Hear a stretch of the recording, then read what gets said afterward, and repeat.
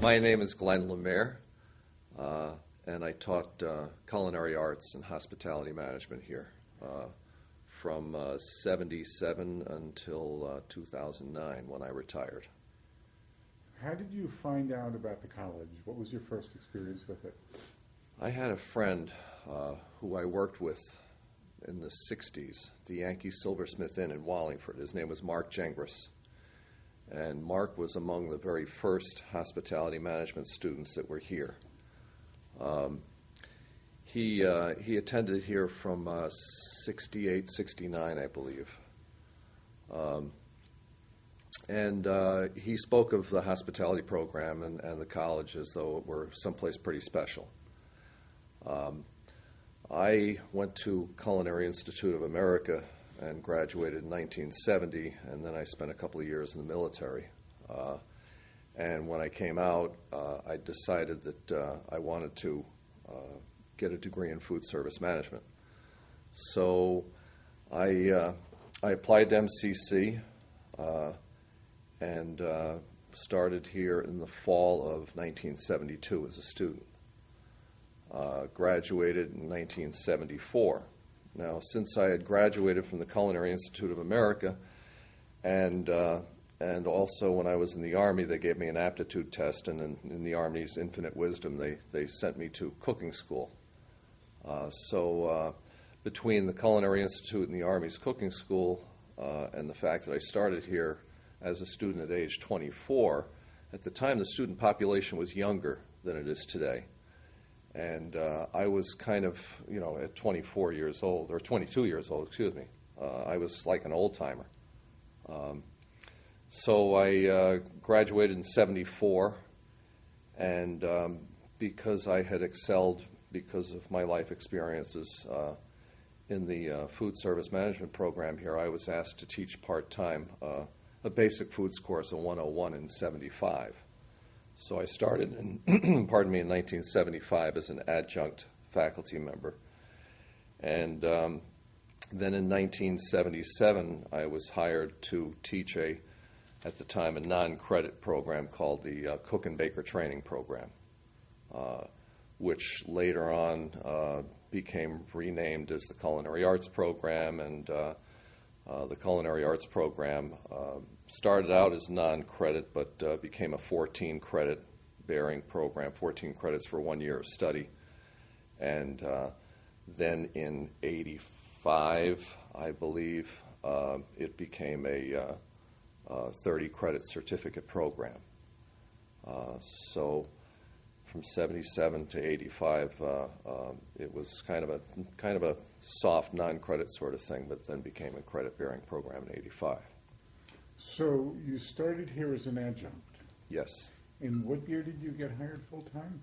1977. January of 77 is when I started. Was there a search committee, or did someone just have to interview and give you the job? The first year I taught here, I actually was here on a 1-year contract to cover the leave of absence for a gentleman that taught the Cook and Baker Training Program. His name was Ed Monjo. And Ed Monjo took a 1-year leave of absence to work in Maine, and so they hired me to teach during that 1-year leave of absence. In 1978, Ed Monjo said he was not going to return as a faculty member, so I applied for the job as instructor of the Cook and Baker Training Program. I did go through the interview process. There were other candidates that applied, but I think perhaps because of my experience here and the fact that I had taught here with some level of satisfaction to the administration, they ended up hiring me. So in 78 actually is when I applied for and got the job on the formal basis. What were the facilities like in the late 70s? It was what we called, it was the main campus. There, of course, was the Hartford Road campus, and then the main campus. The main campus was renamed the East Campus when the Low Building was built.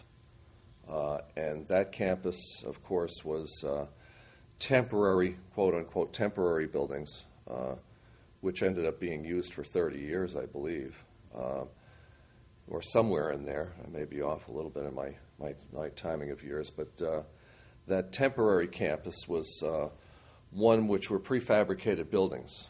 I remember the construction of some of those buildings. They would come in with a tractor-trailer truck and take the lid off the top of the tractor-trailer truck and then take these panels out with a crane, set them down on the ground. And the East Campus, or main campus as it was known then, was built very quickly. The temporary buildings that I worked in, the temporary building I worked in was the student. It was a combination of student center. There was offices also for athletics and student activities. There was a cafeteria, which in those days was vending machines, and then the food service management laboratory facilities, which was a pretty much fully equipped kitchen and a small dining room. The small dining room was later turned into a classroom when the food service management program took over what was a faculty lounge and turned that into the dining room. That was somewhere around 79 that we did that. That we turned it into the dining room from the faculty lounge. Then, of course, that building was destroyed by fire in 81. I believe it was 81. It was destroyed by fire. And I remember very distinctly because there was only one kitchen and a lot of classes using that kitchen. So my students had a Friday evening class, and I was one of the last people to leave the building on that Friday evening in, pretty sure it was 81.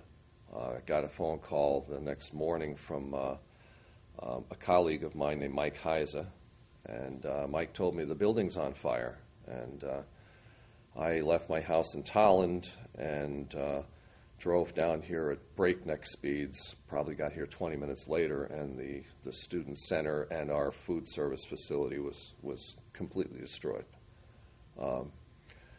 It was later determined that the fire was from electrical problems, although I had these abject fears that it was something to do with me not turning off a fryer or something like that.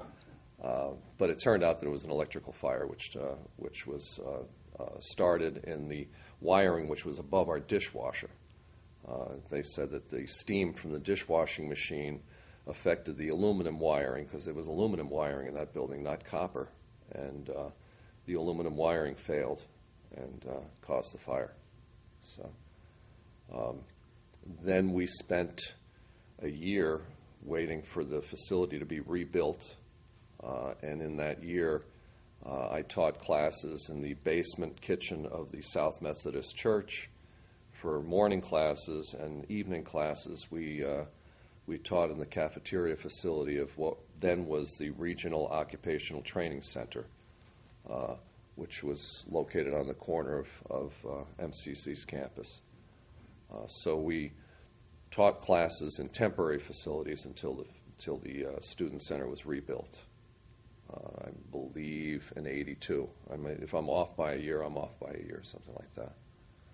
It was kind of a tough time because we were moving equipment back from the Regional Occupational Training Center to the South Methodist Church basement, things like scales for weighing, baking ingredients, that sort of thing. It was makeshift at best, but we got through it. And then, when the Low building opened in the mid-'80s, you moved the facilities there. That date I'm a little more sure of. That was September of 84 that we moved into the Low building.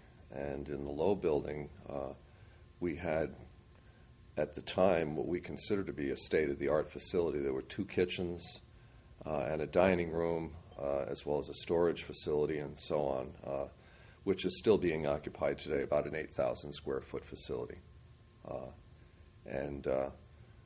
That facility is not unchanged. There's certainly been equipment changes and some upgrades and improvements, especially to the dining room. But it's essentially the same space that we've occupied since 1984. You were obviously a student here, and then in the mid-'70s you joined the faculty. Was the student population different back then than it is today? When I was a student, as I said before, from 72 to 74, an older student, shall I say, somebody over the age of 30, was not the norm. In those days, it was a younger student population. When I began teaching full-time in 77, we started to see the non-traditional students, shall we say.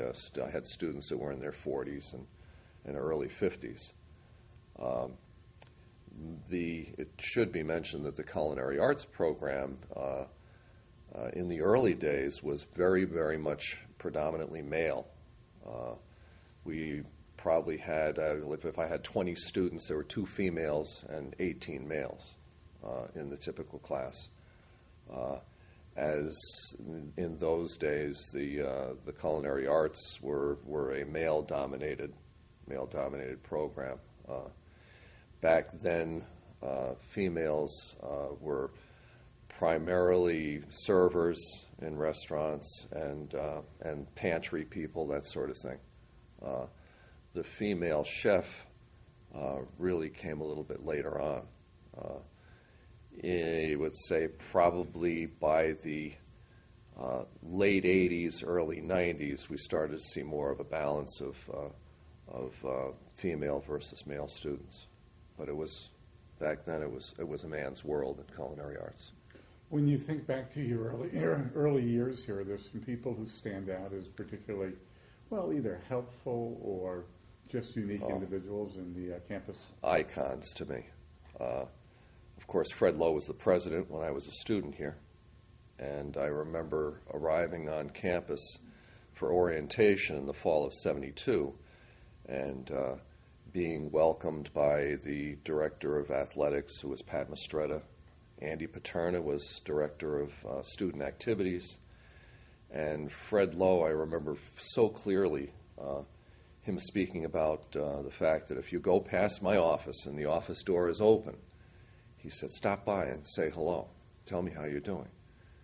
And I remember well myself, a student friend of mine, Tony Satilli, and Dick Lumpkin. 3 of us were walking down the hallway, and the door was open to President Lowe's office. And we stuck our heads in, and we said, you told us to stop by and tell us how you were doing. And he had us come in. I don't remember the full thrust of the conversation, but he had us come in, got chairs for us. We sat down, and what are your experiences here like, and that sort of thing. And we were just, kind of in awe, sitting in the office with the great. To me, he was an icon. Fred Lowe was something akin to God on the MCC campus. Very cool experience. We probably spent 5-10 minutes with him and went on our way. But Fred Lowe sticks out in my mind. Other instructors that really stick out would be probably John Crowley, who to me is one of the greats. I also had Dick Day for psychology, who to me is still one of the greats. Mary Ann Bianchi for biology I had. There were many that stood out. Was it strange when you became faculty member to be colleagues with people who had been your teacher a few years earlier? I think I would more characterize it as being an honor. I was a young kid among these people that I considered icons, as I said, and they were very welcoming. They seemed to be pleased and proud to have me here on campus. I wasn't snubbed by a single one. There was no arrogance among my colleagues of the young kid who was our student, is now a faculty member. They were just as proud of me as I was proud to be with them, because they were an incredible group of people. Still are. When did you first get involved with the wine auction? The wine auction's kind of a fun story, because it was the idea of a fellow named Peter Negrola. Peter Negrola was the head of buildings and grounds, or the head maintenance guy, if you will. And he had a soft spot in his heart for the athletic programs here at MCC. And Athletics, of course, have always been kind of the low end of the food chain, if you will, as far as funding goes, and in a community college system. And Peter approached me in the summer of 1971 in the parking lot behind the Low Building and said, I've got an idea to raise money for athletics. He said, what about having a wine auction, a walk-around wine tasting and wine auction to raise money for athletics? So I, at the time, was the person who was teaching beverage management here on campus. I was very involved in wine and wine education. And I said to Peter, I remember very clearly, I said, sounds like a great party. I'm in. I love parties. So a committee was formed. Again, I'm going to try to reconstruct. It was Paula Rahm, Leslie Brown, Pat Long, myself, Peter Negrola, and Pat Mistretta, Director of Athletics. I'm probably forgetting one or two here. But a committee was formed, and probably the strength of the committee came from the diversity of the members of the committee. But Leslie Brown, of course, stands out as being somebody who was incredibly organized and had a knack and an interest in fundraising. So we approached the president of the college at the time, Dr. Dalby, and he was a little bit reluctant because, wine auction, I think he envisioned, some kind of a drunken party. But we approached him, and then we also approached Bill Johnson, who was president of the college's foundation, because we needed a banker, if you will, to take care of the funds for the thing. And Bill Johnson really embraced the idea. He embraced the idea, and any doubts that President Dalby may have had, I think Bill Johnson may have had some amount of influence in saying, let's see this thing, let's give it a try. So in, I believe it was March of 1992, yes, it was March 1992, we held our first walk-around wine tasting wine auction in Cheney Hall. It was about 250 attendees, people. We had 11 tasting tables, and we had, I think, about 40 auction lots. And we also had about 6 silent auction lots. One that sticks out in my mind is the Monsignor Mistretta collection. Pat Mistretta was athletic director, and he brought in all the bottles of wine that he had won at different golf tournaments and that sort of thing. And the bottles of wine were, at best, Riuniti and Ripple and that sort of thing. And so we set up the Monsignor Mistretta collection with these 6 pathetically cheap wines and dirty sneakers and golf balls and that sort of thing, arranged in a silent auction piece. And it went very well. It went for pretty close to $100, if I'm not mistaken. It was just kind of a fun thing. But the 250 attendees came well-dressed, well-coiffed. I was in a tuxedo. Dr. Dalby joked about the fact that he was in a borrowed suit, which was a rather sharp-looking unit that he had on that night. I'm pretty sure that was the year that we had Chuck Please as a guest auctioneer as Mark Twain. We also had Steve Cassano, who at the time was mayor of Manchester, and I made some kind of a crack about him having a part-time job at City Hall and as a full-time faculty member of sociology. He was another guest auctioneer. But in any case, we hoped to raise $2,000 that night, and we ended up raising $6,000. And I remember Pat Mistretta, Leslie Brown, and I going to Cabby's restaurant afterwards for a glass of wine and a little bit of celebration and saying, $6,000, I think we might have something here. The second year we held it again at Cheney Hall, and we raised $18,000. And for a fundraiser of that type at the time, it was almost magical, those numbers. $18,000 was an incredible fundraiser for a community college. And then in 94, we moved the event to the Low Building, where we had the program center in the Low Building. And Not certain about the numbers. I'm pretty sure we were in the high 20s as far as high 20,000s for profits that year.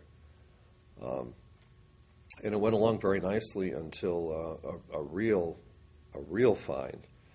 An acquaintance of mine who belonged to all the wine societies I belonged to, his name was Vincent Lesonitis, died, I'm pretty sure, in 1998. When he died, he left behind a massive wine collection. And his widow approached me. Her name is Geraldine Lesonitis, or Jerry Lesonitis, as she's known. She approached me about donating a few bottles of Vinny's wine to the wine auction, and she asked me, "Would you mind coming down to Hamden to take a look at his collection and select a few bottles of wine for the auction?" At the time, she was asking around about the college and about me and that sort of thing. I ended up, she did some research, I guess you could say, on the college and myself and the wine auction. And I went to her home in December of, pretty sure it was December of 98, and went down the stairs to look at a few bottles of wine, and there were just mountains of wine. There were piles of boxes, piles of cases, wine and rack champagnes, and I'm starting to look at the labels of Chateau Yquem and Chateau Latour and Margaux, and just a magnificent collection. And I turned to Jerry and said, "Well, should we select a few bottles?" And she said, "No, I've given this some thought." And she said, "I want to donate the whole thing." And I said, "The whole thing?" And she said, "Yes, I want to donate the whole thing in loving tribute to my husband. Every bottle." So I said, "Conversation ends here. I've got to come back with some people. We have to inventory this. We have to appraise it, all that other sort of thing." And after it was inventoried and appraised, it turned out to be 1,898 bottles, and the appraised value was $158,000. The wines were so special that it really took the wine auction and put it on a different level. It was a different plateau, because now we could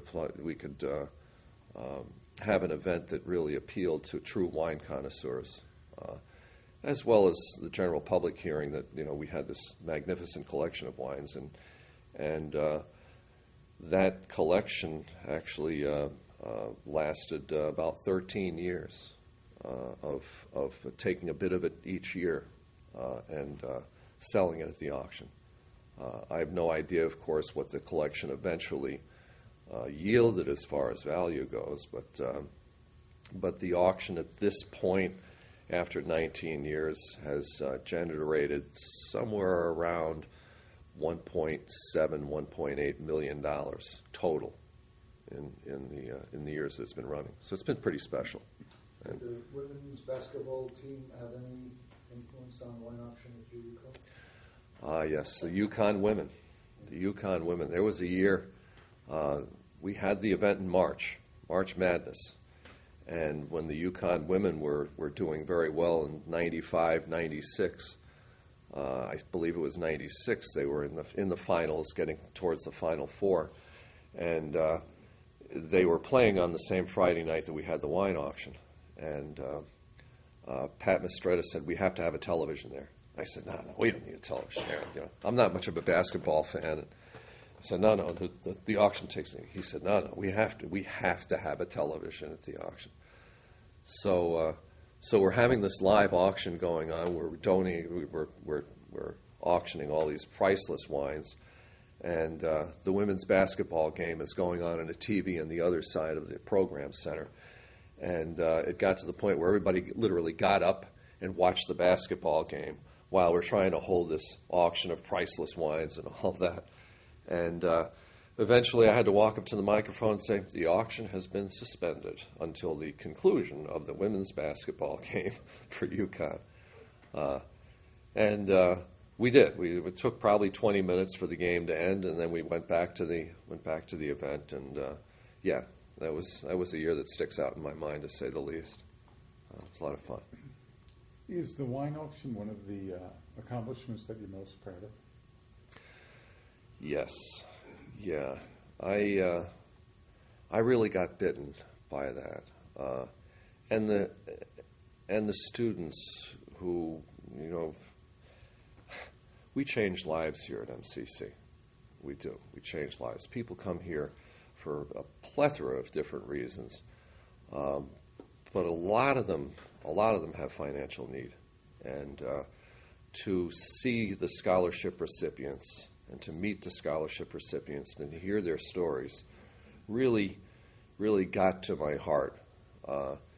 And the other piece too is that I was most proud of is it's not only for scholarship money, but it's a way that people came to our campus and were able to see and showcase our culinary programs, our fine arts programs with the art that's displayed on campus, our music programs.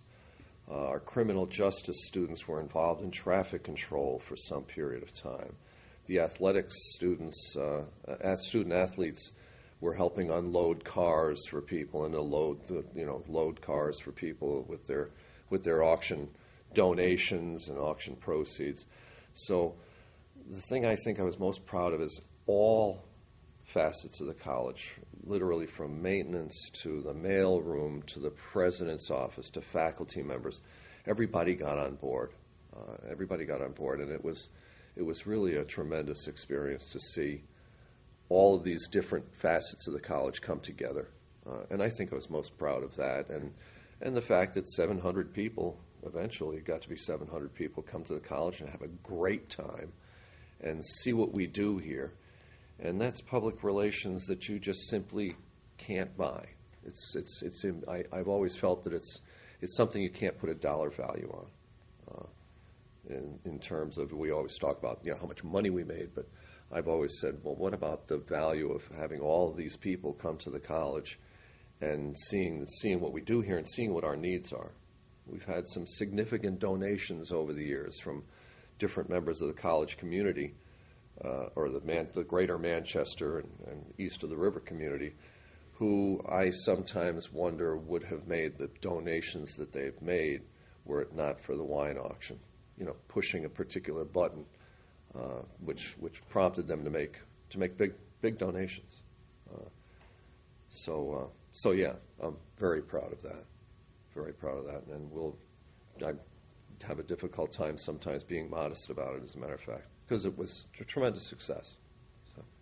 Reflecting back on your 35 plus years in the classroom, Yeah. Can you think of some students who moved on from MCC to do well in the field? Oh, there's been many. One that sticks out in my mind is a student that I had 7 or 8 years ago. His name is Angelo Sosa. And Angelo Sosa was on the television series Top Chef, which is one of these Food Channel or Bravo Channel television series. And he became quite the contender for this Top Chef thing. And he actually came on campus a few months ago to return to MCC and interact with the students. We put on a dinner that night, and he interacted with the students and the chef instructors we had here, and it was pretty cool to have a celebrity chef, if you will, come back to campus. But there's been many over the years in gourmet dinners. I could probably name 50, but to single any one of them out, I'd say Angelo Sosa is one of our stars.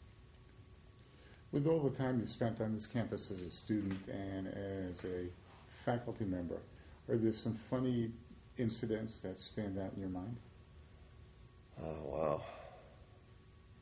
That's a tougher one, because of some of the funny incidences I've already recalled.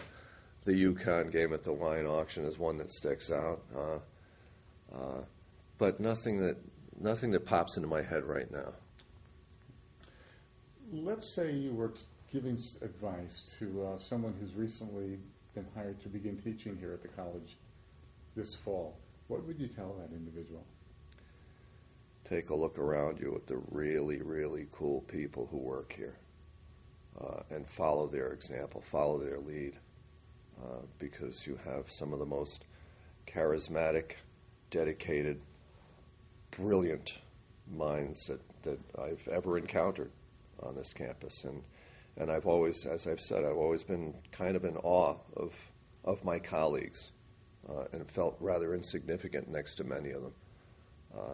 There's some really, really brilliant, dedicated people here. And I'd say, take the lead. Follow what these people do. That's what I tried to do. Is there anything that you'd like to add, something that we may not have covered? No, I think we've pretty much summed it up. It's been a wonderful place to learn. It's been a wonderful place to work, and wonderful people to work with.